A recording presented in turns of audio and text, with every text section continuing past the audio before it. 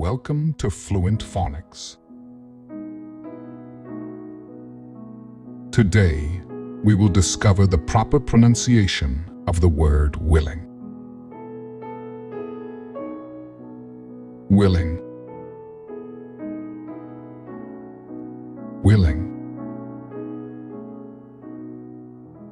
Willing.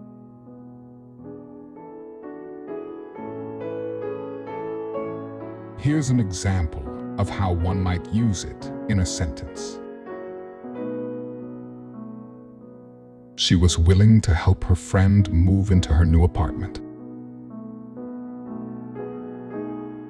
Willing describes someone with a readiness or eagerness to do or accept something, showing a positive attitude towards a task or situation.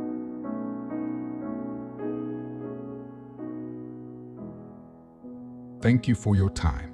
If you enjoyed this, please like and subscribe for further content.